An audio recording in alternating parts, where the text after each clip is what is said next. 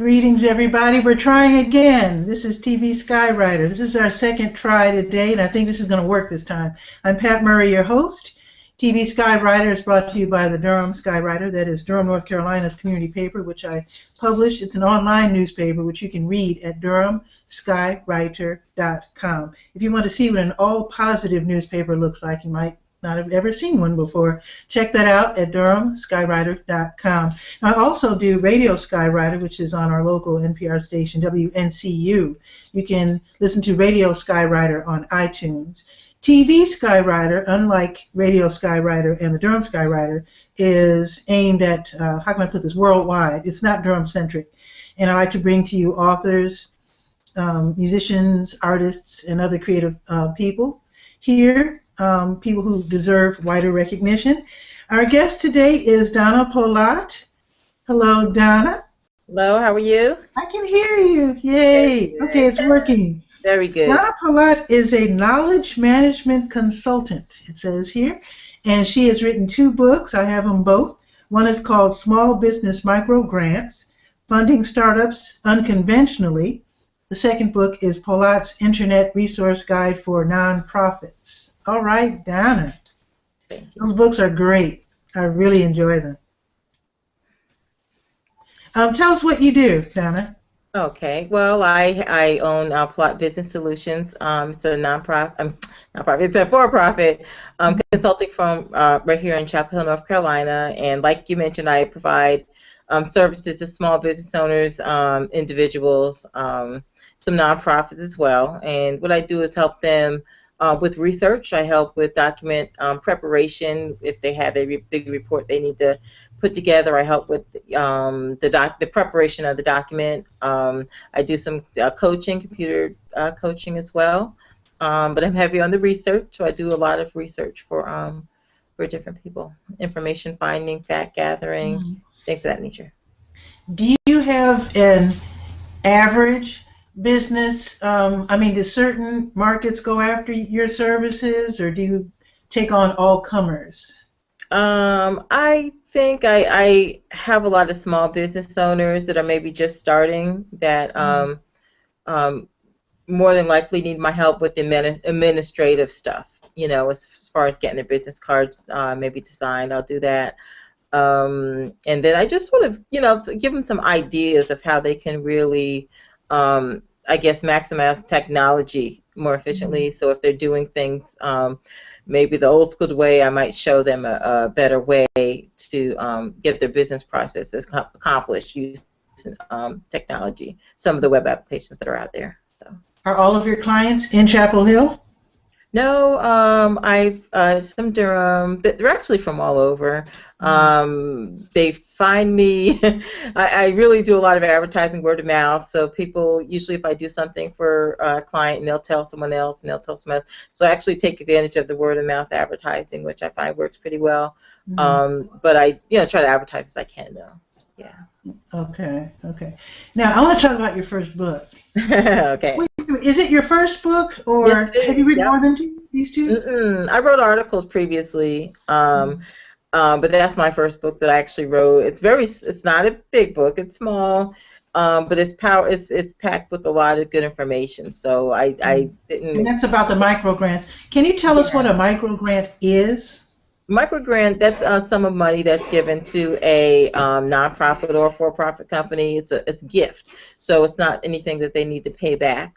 It can range between maybe $500 up to $5,000, depending on what people's criteria are for micro grants. Yeah. So how do you find something like that? In fact, let me ask you. Of the businesses that you know who have gotten micro grants, what do they use? Is that for starting up, like, for example, if you're a new business, okay, and you get a micro grant, does that enable you to put together your business cards and do people even do stationery anymore and that sort of thing? Butt heads. It really is up to them. Some grants are not. They're not specific as far as how the money is used. Some are. It all just depends on the grant. There's so many different ones out there, and they're very competitive, though. That's one thing I have noticed with the grants that I've looked at. So they're not you might not, it's hard to find a grant across the board, across the nation. If you do, like there's Huggies Mom Inspiration grant and Mom Inspired grant. So that's a grant given by Huggies Corporation, and those are for good ideas that will nurture a relationship between a parent and a child. So something like that is national, but it's very competitive. And of course, it's not open year round, so you have to really wait until the grant opens again to apply for that. But I tell people in my book to actually access that site and get signed up, so you'll be notified if there's a grant. Okay. Now let me ask you two questions. Okay, when it comes to microgrants, are they for nonprofits and for-profits? And then can they tell you what to do with the money? I don't do too much with the nonprofit grants. They're out there, but my concentration with this book was for-profit companies, so small business grants. And the ones that I've looked at have not made any indication, the ones that I've looked at, to say this is what we want you to do with the money. I mean, they will put that out there, like with the business plan competition, for example. You get that sum of money and then you use it, how you want. But that's not the case for all of them. They're all different. Just depends on what the criteria is when they put out that call for the grant. Okay. So as far as your book is concerned, did you go, state by state and list the different places where you can file for microgrants or apply for microgrants? What I did was I broke the book up into grants on, as far as corporations.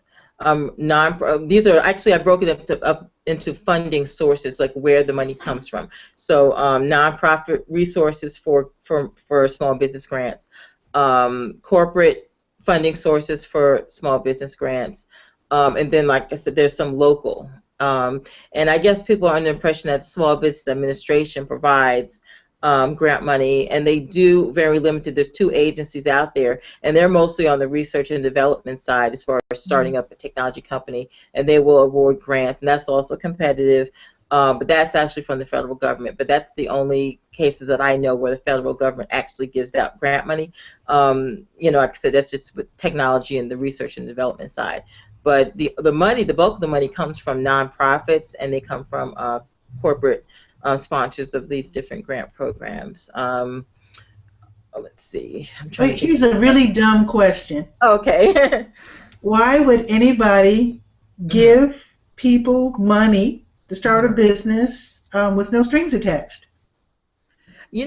One of these, there's the motivation why these companies do that. And I found that it's really a couple different reasons. Now, for the nonprofits that give it, it's a part of their mission to fuel, economic growth, maybe locally. They want to see the small business community grow. They see small businesses as the backbone of America's economic engine. So they have an interest to see the small business community grow.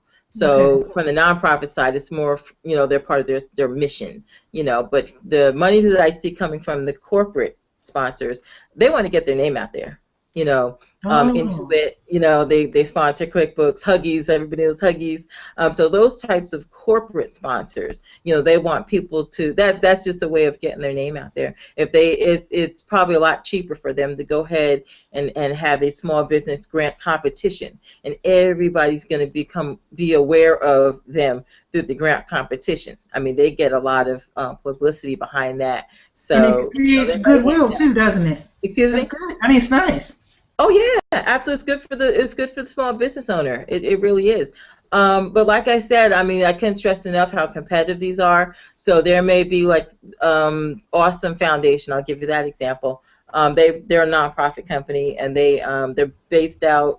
Off the top of my head, I can't remember. I have to look. But Awesome Foundation. Okay, and there's chapters all over. Now with them, they give out $1,000 every single month, each chapter. But with that, you might have like 200, 300, 400 people applying for that one grant of $1,000. So like I said, they're very, very, very competitive. Same thing with Awesome Food, which is a division of Awesome Foundation. And the only criteria for Awesome Foundation or Awesome Food is that the project is awesome. I mean, you can't beat that as far as that's the only thing that, who defines awesome? You know, so Wow. you could think your idea is so awesome, and the idea is whether the people that are funding it think it's awesome. I mean, that's where it comes down to. But there's so many, Wow. they're out there. It's just to find them is just a bit difficult. And I think that's what I've done in the book, is just sort of spend a lot of time on the, researching, you know, who's giving them. You know, who's giving them. And I also indicate also who's getting them. I think that's just as important as where the money is coming from, who Right. gets them, what types of businesses are getting them. Mm-hmm. Yeah. Yeah, I can imagine it's really tough to find these micro grants. For example, a few years ago, BC Powder, you know, that headache powder? Yes. Mm-hmm. Yeah, they started in Durham, North Carolina, right here. And I don't know if they still have it, but I know that a few years ago, I was putting in the Durham Skywriter where you could apply for these $500, I guess you would call them micro grants. Mm-hmm. And it was for nonprofits who, I think it had to do with helping kids or something. I can't remember. It was several years ago. Mm-hmm. But they were giving money away, basically. It wasn't restricted to Durham, North Carolina, but they made sure that we knew about it, since this is where they started their business. But I thought that was really nice of them to do that. And I bet there's a lot of businesses out there who are giving away money. And I guess people need your book in order to figure out who's giving away the money and how to apply. Yeah, I did indicate for in the ones that were open. Actually, for each of them, I did indicate how you would apply. I did mention a couple of ones in there. Those were previous grants where it's, you know, it's too late to apply, but I wanted to put out there where the money was coming from, so people aren't looking, you know, in the wrong place for the small business micro grants. So it's easy to do that, you know. And the first thing I think people do is they go to the Small Business Administration and they say, okay, well, you know, is the federal government giving away money for small businesses to start, you know, for small businesses to start up, and essentially, you know what the exceptions of those two agencies, which I don't have in front of me right now, but you know, so as an answer, basically no. So you have to look for the money elsewhere, you know, when it's out there. So remember a few years ago, there were these commercials on TV, and they were telling everyone that money was just flowing, and just, you know, for small businesses, and money's waiting for you to apply for it. Remember, they sounded kind of scammy. Oh, there are. Now, that's the one thing I want to mention, too, when I mention small business grants and people taking advantage of that small business owner's desire to get free money. So there are scams out there. And actually, I have I am actively researching this on an ongoing basis. So when I get information about a grant, I vet it first. You know, I see, you know, who's giving it. You know, are they a legitimate company? And then I want to look at who they've given grants to in the past, because they might get all this. If you have a scam, they want all this. First of all, they shouldn't want money up front for it, number one. So they shouldn't charge you money to get free money, in other words. That sounds kind of dumb. Yeah, so, but that's happened. Okay. So you don't want a situation like that where somebody says, okay, well, we're going to charge you this amount of money for you to enter to, you know, into this grant. It's just something I would steer clear from. And the other thing is you want to see who the past grant recipients were. So if they've given away, you know, like over $1 million over the last 2 years, which is the case with a few of the ones that I've looked at. So if you have a track record of giving away grant money to different recipients, then there's different ways, but you definitely want to make sure that the grant opportunity is legitimate before you give any of your information away. And I have actually not included some things in the book intentionally, just because they just didn't seem legitimate, and I didn't want to put that out there. I don't want any small business to go out and apply for a grant that doesn't exist. You know, they're just trying to get your information. You know. Do you have any pointers besides that? Now, that one that you said where you would never want to pay to get a grant, are there any other telltale signs of maybe not a scam, but maybe, fraudulent, that's just as bad, but something to look out for? I mean, I look to see if it's a legitimate company that's offering a grant, you know. So, like I said, they're coming from nonprofit organizations, they're coming from corporate sponsors. And then locally, it could be some business entities, so maybe like the chamber, may have a business competition, things of that nature. But outside of those things, you're right, you have to wonder why somebody would want to give away free money to a small business. So if you look at where the money's coming from and then their track history, those two things are probably the first two things that I do, even when I look at the grants that come before me, through what I have set up. Okay, let's talk about your second book. You have another book. I think it just came out because I know I just downloaded it. I guess a few weeks ago. Okay. Now the book we just talked about is the Small Business Micro Grants Funding Startups Unconventionally. Yes. Wait a minute. Let me go back to that. Let's not talk about the second book yet. Okay. Why do you say unconventionally? Because conventionally would be through banks. Getting a loan through a bank is probably the traditional path that some businesses take. They put together a business plan, they go to their local bank, and then they ask for a business loan. So that's what I'm calling traditional. And when I say unconventionally, so these are ways outside the traditional ways of getting money to start up your small business. So that's why I call it unconventional. Okay. I have to ask you about that. Now, to me, what very often is more conventional, because I guess I have lived in low-income areas where people really start up with, and myself included, just with what you had in your pocket. Mm-hmm. Start out real small, real slow, and try to grow from there. Mm-hmm. Is that a decent way to start a business? Absolutely. At least I don't owe anybody anything. You know what I mean? Absolutely. And that's why. Bank loan. Yep, and actually that's why I'm a big fan of the small business micro grants as opposed to the small business micro loans. Because I said that, when you're starting off, if you start off with a business loan right off the bat, you're starting off with some debt that you need to pay off before you even realize the profit. So given the option of going to get a small business grant and competing, I'm going to say for a small business grant as opposed to going for a small business loan, I would probably look at the grant option first. But I want to stress that there are, like I said, hard to come by, very competitive, and they might not be in all areas. Mm-hmm. They might not be in all areas. So. Okay. I'm all for starting with whatever you have, but then I've seen businesses like, for example, BU Cafe. I don't know their business dealings, but I do know that the gentleman, I forget his name, but BU Cafe is in downtown Durham, North Carolina. Mm-hmm. He started with, I guess you would say, other people's money. In other words, he didn't start out real small, like in the neighborhood with a tiny little place and then expanded downtown. He started out, boom, big and fast downtown. Some people have an option, Yeah, he had investors, and I don't know how that works at all. I don't know if you pay them back, or I don't know how that works. That's way out of my league.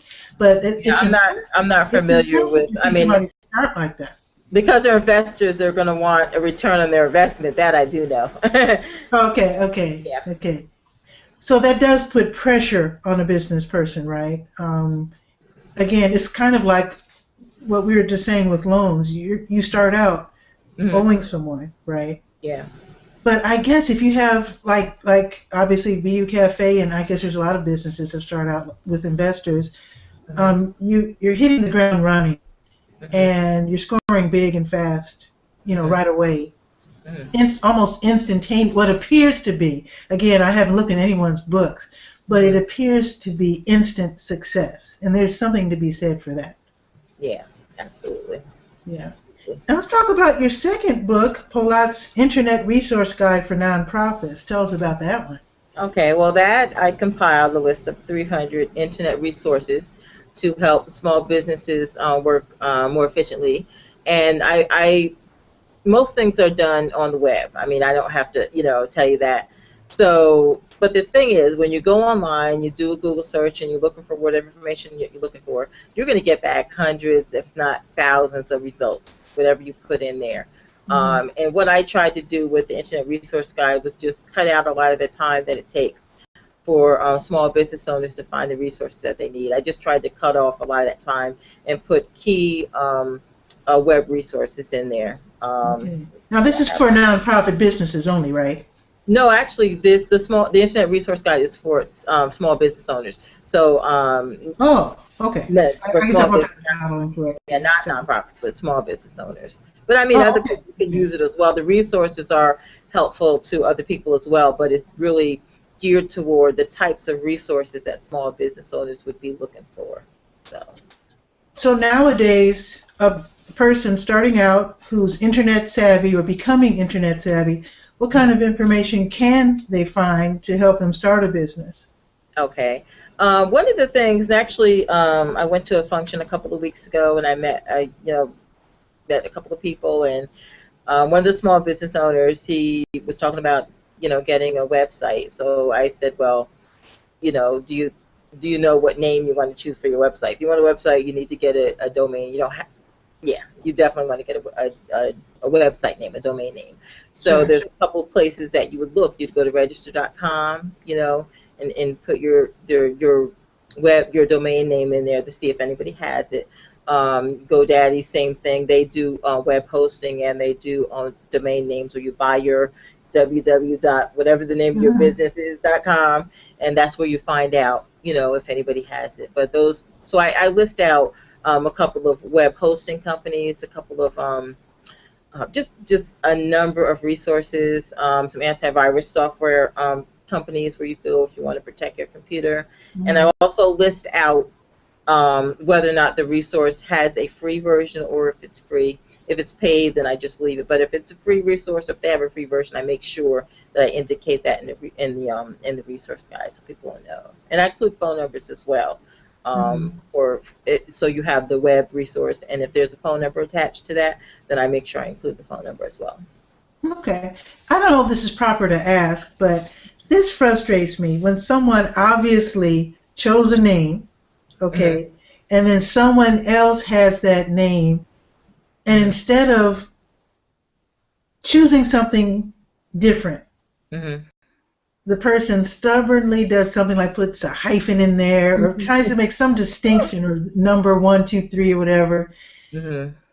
Is that advisable? Because to me, like if someone had already taken Durham Skywriter, I wouldn't have done Durham Skywriter or Durham Skywriter 25.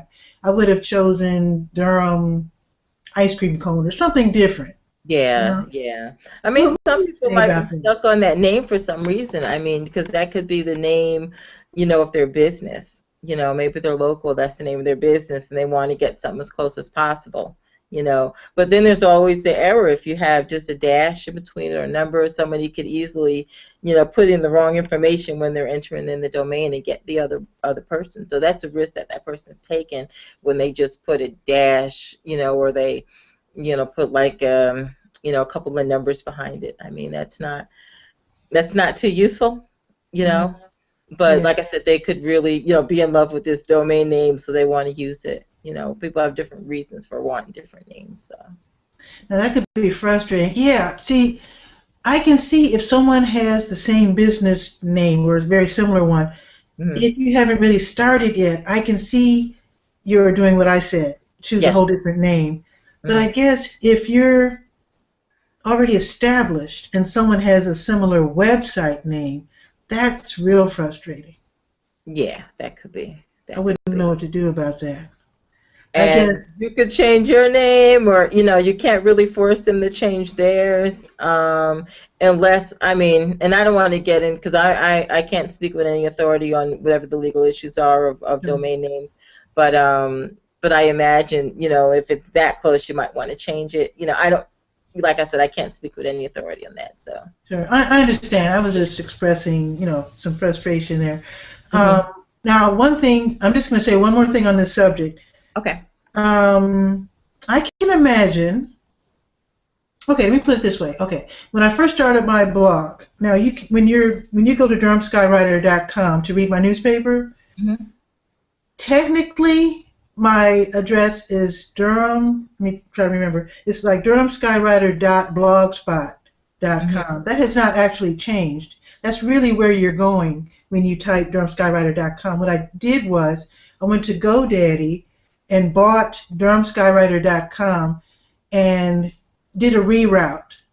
So when you type DurhamSkywriter.com, you actually go to DurhamSkywriter.blogspot.com. I didn't want people to worry about that blogspot part. Exactly. So maybe if someone has a similar website name, maybe you can do a go around and do, for example, if you have a waffle place and someone already has Smith Waffles, so maybe you can say Chapel Hill Waffles, and it'll actually go to a different name. But you know what I mean? Like do a reroute. You have as many, domains as you want. Yeah. And you can point them, to where you want. So if I have Polat Business and I point it, we'll actually have, where the way mine's set up. So I have PolatBusiness.com. And if I turn around and want to come up with a different domain, so maybe I want to do PolatBusinessSolutions.com, which I considered, but I thought that was too busy with the S's, So I decided not to put the solutions part and just the Polat Business. But I could turn around and maybe buy the other domain and point it to the same location. I mean, exactly. You can point more than one domain to the same, location. So that's the other option. Okay. And give us some more pointers for people starting up businesses, because you got a lot of them. Oh my goodness. Let's millions of them. Come on. As far as starting, I mean, I don't know as far as starting what type of business, I mean, what specific advice I would have, except to make sure that you have a solid business plan in place. I think that's a real key, to have a solid business plan in place. And I guess you get out there and also take advantage of social media. And I think that's a big thing as well, because it's free, so you can get your information out there, your word out there through Facebook, Twitter, YouTube, Pinterest. I mean, the ways are endless, and it's all free. And I mean, that's the most that I can contribute, like I said, as far as, small business advice. I would say business plan, and the use of social media, and use it effectively, for your business. So. Right. Now, if you don't mind, I'd like to give some advice. Okay. I always tell folks, take advantage of everything you can. And even before the internet was popular, I had I started out in Chicago. I'm from Chicago, and I had a community newspaper like I do now, and a radio show on WHPK, which is a community station that covers some of the South Side of Chicago. Now that I'm in Durham, I have I have a community paper. Now it's online only. I have a radio show, and now I have this internet live streaming show, and I am amazed that, for example, I will talk to someone I actually know who has a nonprofit that put on an event, and they'll complain that nobody showed up or they didn't get the response they wanted. And they already know me, and I'm like, why didn't you invite yourself onto my show? I didn't know you had this event going on. And they're like, oh, duh, whatever. That frustrates me. That frustrates the heck out of me, because I'm thinking that we have all these newspapers out here. The Skywriter, of course, is not the biggest paper in the world, but I've got good readership. There's a Triangle Tribune. There's an Independent Weekly. There's a News and Observer, the Herald Sun. There's all these newspapers out here. And they would all welcome someone giving them a call or sending a press release or whatever, saying, do a story on us, or we're available for this and that. I mean, we actually would welcome that. And I'm surprised that people don't reach out. When it comes to these radio stations, I'm on WNCU. There's another NPR station, WUNC, and then Shaw University has an NPR station. There's all these shows, locally produced shows. We're looking for guests, and it just amazes me that people don't somehow know to reach out, and that they can get free publicity for their business or their events and whatnot. I don't know if they're shy. I mean, in Chicago, I would get all kind. Even when I moved here to Durham, I was getting press releases from people in Chicago, so they were chasing me down here.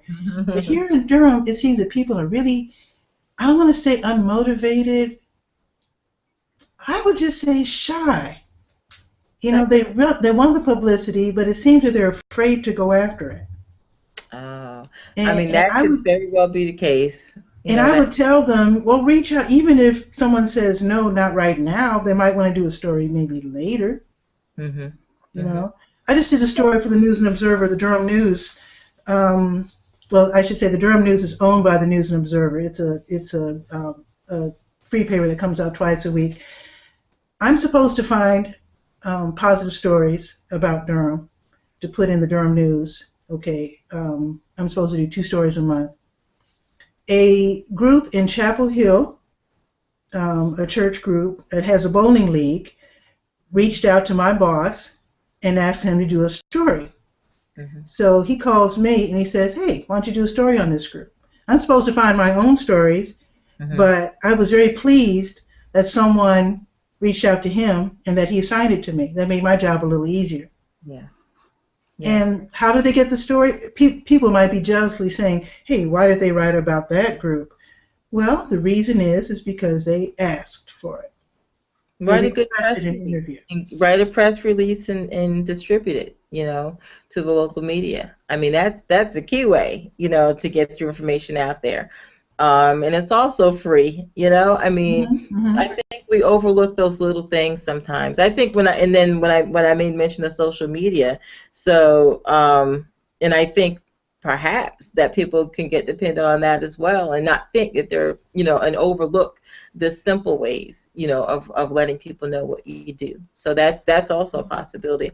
And when you mentioned about social media events, when you mentioned events, I wanted to mention Eventbrite because that's another option I have listed in my internet resource guide that will it's event management, and so it's a way to let people know if you have a concert, or even I'm using it for actually a workshop that I'm going to be doing in a couple of weeks, and you just put your event, fill out all the information in the form, and then you're able to, and then you could actually have that event listed in Eventbrite's event catalog as well, or their event section. But you could also blast it out to your email list. You can post it to Facebook, tweet it out. I mean, there's so many different ways, but I love that because people can go right onto Eventbrite and just register for your event. You don't have to sit there trying to tally everything up in Excel or anything. You know, they just go right to the Eventbrite site and just, you know, register right there. You can put a map to where your event is going to be, gives you the start date and time, any information about the event that people need to know about. So, I mean, that's just one, you know, of the resources that I have listed, and I think I chose those because these are ones that I guess are fairly common. So that's not the only one. There's Eventbrite. I have my book in front of me, so isn't there something called Constant Contact? Have you heard of Constant that's Contact? for contact. Yes. Yep, I have that in here, and that's actually for email marketing. So you want to keep track or send out maybe newsletters or send out information to a contact list on a regular basis. So that's what you would use that for. I have that in the book listed under email management. Along with that, I have listed Aweber, GetResponse, iContact, MailChimp, Vertical Response, and those are around this in the same area of email marketing. You said MailChimp? MailChimp, yes. So that's another way where you can publish newsletters and send them out to your email contact list. And I believe I gave you that information. It's been last year, right? I think the MailChimp information. Yeah. Okay. So that's used a lot as well. Yeah. Excellent. There's a lot of good resources in here, and I use it. I mean, I wrote it, but I actually use it myself, and I've have people that ask me about different things in here, and I fill their questions and whatnot if they've gotten the guide. And actually, matter of fact, I return a phone call later on about some information that they have in the resource guide. So it's a lot of fun. It's useful. You know, I mean, I said I'm my own first customer when it comes to the resource guide. So Excellent, excellent. Yeah. But one more thing I wanted to say. I know I went on a little tirade there. This is so close to my heart, getting the word out. I mean, that's what I do, and I want people to help me help them get the word out. But one more thing I wanted to say was to find out where your local media is getting their information. For example, here in Durham, the Durham Convention and Visitors Bureau has a fabulous calendar. And I always tell people, especially the nonprofit people who often don't know anything about this, but anything, I mean, any event, it doesn't have to be something at the county fair. It could be something as simple as a meeting of your chess club or whatever. They list absolutely everything. There's no limit. It's online, so it's not like they're worried about space. So I always tell people, no matter what your event is, if you're here in Durham, that is, list it in the Durham Convention and Visitors Bureau website. They have a calendar. You could either list it yourself or you can send the information to them and they'll list it for you.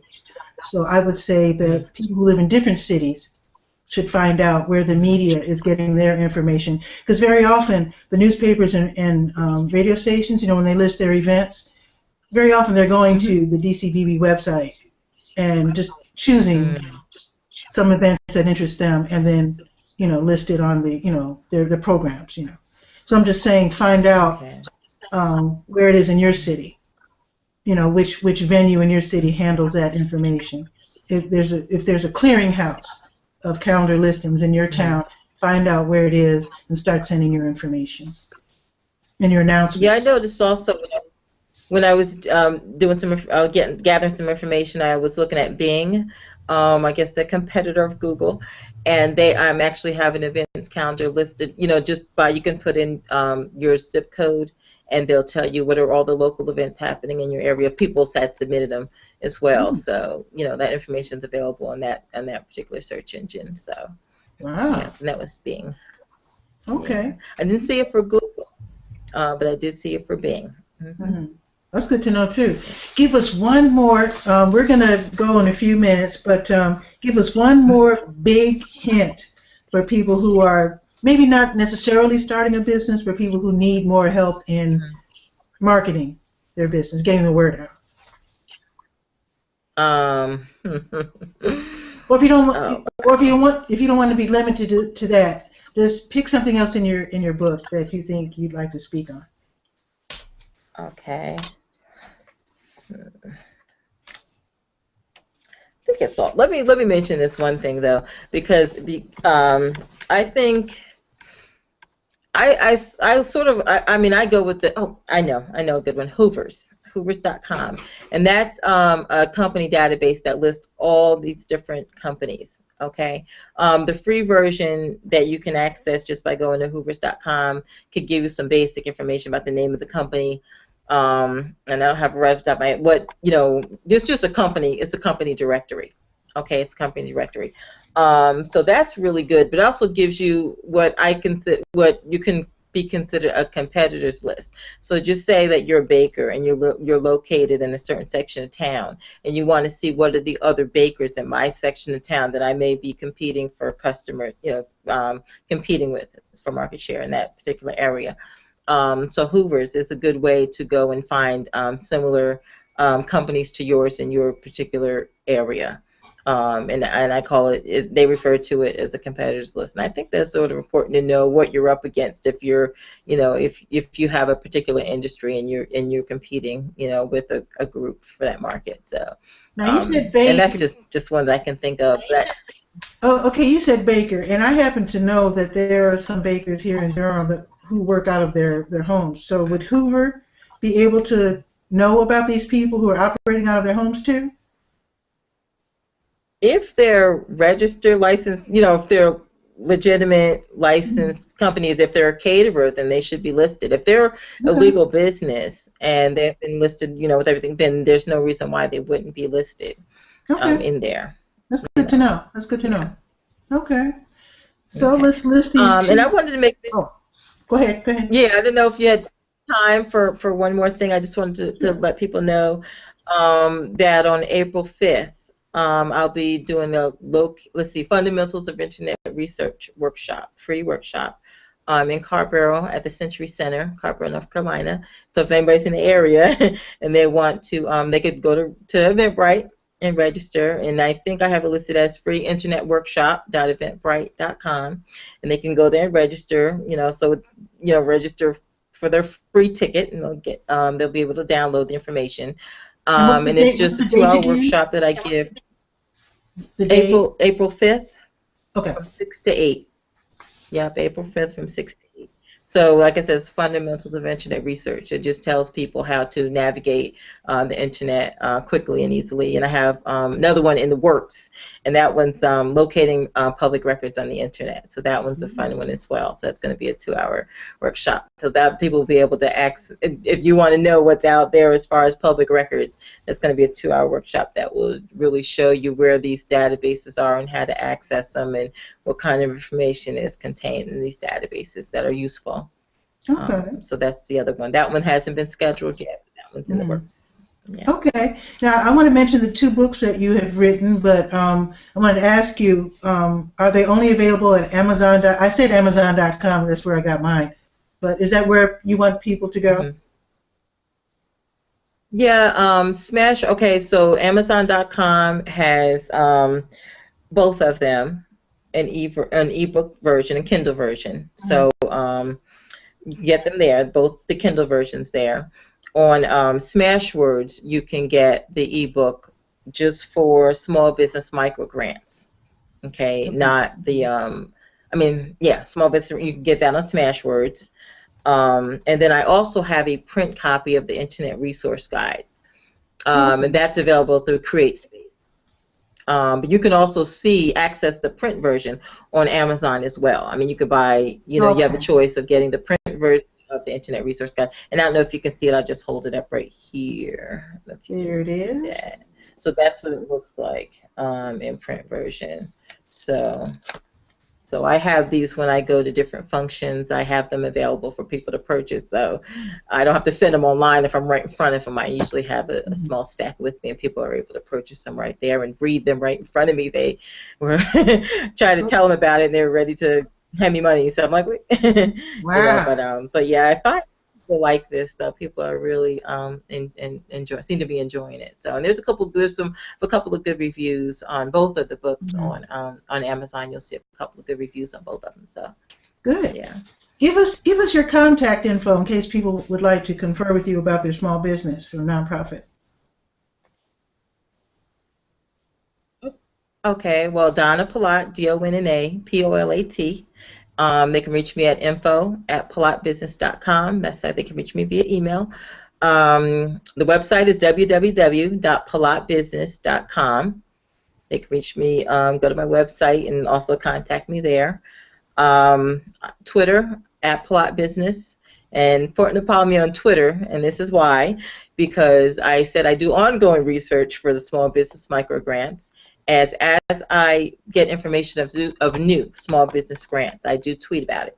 So I will tweet out any new information I get of an upcoming grant. On Facebook, Polat Business Solutions on Facebook. And also on Facebook, there's a small business grant news. It's a Facebook group. Okay, and it's an open group now. It started off as private. It's an open group now, and that's also where I put any information of small business grants that become available. And I post them when I get them. I look through them. I vet it out. I look at the deadlines and that type of information. I get that, like I said, on Facebook to the group. So that's really a good thing. If I were to say anything, follow me on Twitter @PolatBusiness or join the Facebook group, Small Business Grant News. And that way, as soon as I find out of any small business grant, they could be anywhere, Cincinnati, California, Texas, wherever the small business grant is, I get that information out as soon as I can in both of those places, on the Facebook group and on Twitter. Okay. Well, thank you so much, Donna, for being on the show. My guest was Donna Polat. She wrote 2 books, Small Business Micro Grants, Funding Startups Unconventionally. Also Polat, and a Polat again is Polat, Polat's Internet Resource Guide. Thank you very much for being on the show, Donna Polat. Thank you. I enjoyed it. Folks, You have a great week, and I'll see you next Sunday. Now, if you would like to be on TV Skywriter, you can always give me write to me, in fact, at Durham Skywriter, and it's DurhamSkywriter @gmail.com.